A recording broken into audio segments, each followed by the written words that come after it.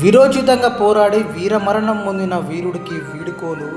కన్న తల్లి కన్నీటి గాథ బాధ రోదా చూస్తూ ఉంటే నిజంగా ఎదలో ఏదో అవుతుంది. కనిపెంచిన కొడుకు కనిపించకుండా పోతూ ఉంటే, కన్న తండ్రి కంటతడి పెడుతూ ఉంటే, జనం కోసం మరణించాడు, జనాలు తన కోసం వచ్చారు, తను గుండె నిండా ధైర్యంతో పోరాడాడు. తల్లిదండ్రులు గుండెలు పగిలేలా ఏడుస్తున్నారు, కానీ జనాల గుండెల్లో తను చిరకాలం నిలిచిపోయే వీర మరణం పొందాడు.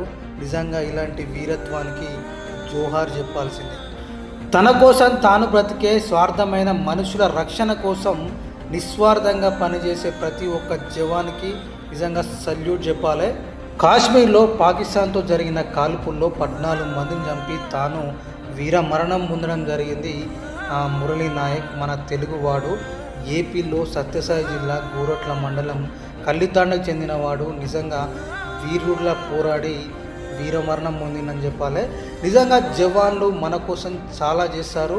దేశం కోసం పోరాడి తన ప్రాణాలను పలంగా పెట్టి మిగతా వాళ్ళందరి రక్షణ కోసం అనేది చేయడం జరుగుతుంది. నిజంగా ప్రతి ఒక్క జవాన్కి సెల్యూట్ చెప్పాలి.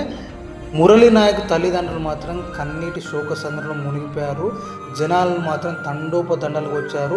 మురళీ నాయక్ తన ఏం ఏంటంటే, తను చచ్చిపోయేటప్పుడు ఖచ్చితంగా జెండా అనేది తన మీద వేసుకోవాలని కావాలని చెప్పాడంటే నిజంగా గ్రేట్ అని చెప్పాలి. పవన్ కళ్యాణ్ కూడా రావడం జరిగింది, deputy CM, and Lokesh Babu కూడా రావడం జరిగింది, మంగ్లీ రావడం జరిగింది, జగన్ రావడం జరిగింది. ఇలాంటి వీరుల కోసం చాలామంది జనాలు అభిమానులు శోకసంద్రం మునిగిపోయి చాలామంది ఆ శోభయాత్ర కూడా రావడం జరిగింది. నిజంగా ప్రజల గుండెల్లో నిలిచిపోయే మరణం పొందిండు మన మురళీ నాయక్ అని చెప్పాలి. నిజంగా షబాష్ వర్క్ అని చెప్పొచ్చు మురళీ నాయక్ది. నిజంగా మన తెలుగు రావడం మాత్రం ఇందులో చాలా గొప్ప, దేశం గర్వించేదగ్గ మరణాన్ని పొందిందని చెప్పాలి. దేశం కోసం పాటుపడుతూ వాళ్ళ పేరెంట్స్ చెప్పినట్టయితే తాను చనిపోయేటప్పుడు ఖచ్చితంగా దేశ జెండా కూడా అతని మీద ఉండాలని చెప్పినట్ట. మురళీ నాయక్ ఒక చిన్న తండా నుంచి మన దేశానికి రక్షణ కోసం తను కవచంలో నిలబడి ఈరోజు కనుమరుగైపోయాడు. అతని ఆటు వరకు మాత్రం మనం మర్చిపోలేము. తన మరణం మాత్రం ఖచ్చితంగా వీర మరణం అనొచ్చు. తన వీరత్వం నిజంగా సూపర్ అని చెప్పాలి. ఇతడికి మన గవర్నమెంటు 50 లక్షల ఎక్స్గ్రేషియా ఇవ్వడం జరిగింది. ఆ డిప్యూటీ సీఎం మన తానే స్వయంగా చెప్పాడు. 5 ఎకరాల పొలం ఇవ్వడం జరిగింది, అండ్ 300 గజాల ఇల్లు స్థలాన్ని వాళ్ళ ఇంట్లో వాళ్ళకి ఒక గవర్నమెంట్ జాబ్ కూడా ఆఫర్ చేయడం జరిగింది. ఇంత హార్డ్ వర్క్ చేసి వాళ్ళు ఒక రక్షణ కవచంలా దేశాన్ని చుట్టూ ఉన్నారు కాబట్టి దేశంలో నువ్వైనా నేనైనా మనమైనా ఇంత ప్రశాంతంగా ఉండి మనము బ్రతుకుతున్నామంటే ఖచ్చితంగా జవాన్ల రక్షణ మాత్రం ఖచ్చితంగా దేశానికి అవసరం అని చెప్పాలి. మురళీ నాయక్కి ప్రతి ఒక్కరు జోహార్ చెప్పాల్సిన టైం అని చెప్పాలి. ఎందుకంటే తన తీసుకున్న నిర్ణయం కావచ్చు, తన పోరాటం కావచ్చు, జనం కోసం బ్రతికారు.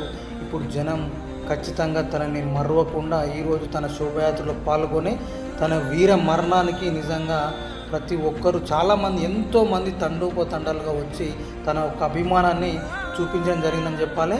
ఇక్కడ చాలామంది నాయకులు కావచ్చు, చాలామంది అభిమానులు తన శోభయాత్రలో పాల్గొని తనకి ఘనంగా వీడుకోవాలన్నది చెప్పడం జరిగింది. తల్లిదండ్రులు మాత్రం వాళ్ళ ప్రేమకి అమోఘం అని చెప్పుకోవచ్చు. వాళ్ళ కన్నీటి గాథని మనం వర్ణించలేని పరిస్థితి ఉందని చెప్పాలి. మురళీ నాయక్ జీవితం మాత్రం ఖచ్చితంగా ప్రతి ఒక్క యువతకి కావచ్చు, ప్రతి ఒక్క ఆర్మీ జవాన్కి కావచ్చు, ప్రతి ఒక్కరికి ఒక ఇన్స్పైరింగ్ జీవితంగా మనం చూసుకోవచ్చు. నిజంగా మురళీ నాయక్, నీ వర్క్, నీ డెడికేషన్ అండ్ నువ్వు ఇచ్చిన ప్రాణం ఖచ్చితంగా ఎంతోమంది ప్రాణాలకి నిజంగా మీరు కాపాడినారని చెప్పొచ్చు. మురళీ నాయక్ జనసేనలో కూడా వర్క్ చేశాడు. మనం ఫోటోలు కూడా చూసుకోవచ్చు. జనసేన అభిమానిగా, ఒక పవన్ కళ్యాణ్ అభిమానిగా, ఒక రియల్ హీరో కోసం తను రియల్ హీరోగా నిలిచిపోయాడు. ఈరోజు పవన్ కళ్యాణ్ కూడా అటెండ్ కావడం జరిగింది. లోకేష్ బాబు కూడా గవర్నమెంట్ తరఫున అటెండ్ కావడం జరిగింది. ఆయన నెక్స్ట్ ఎక్స్ సీఎం జగన్ కూడా వచ్చి తన మదర్ తోటి తన మదర్ ఏడుస్తుంటే నిజంగా ఆ సీన్ చూడలేము.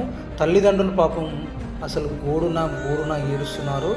వాళ్ళ బాధ మాత్రం మనం వర్ణించలేని పరిస్థితి అని చెప్పాలి. జనాలు, అభిమానులు చాలామంది మురళీ నాయక్ కోసం ఈరోజు తరలి వచ్చి రోడ్ల మీద మొత్తం రావడం జరిగింది.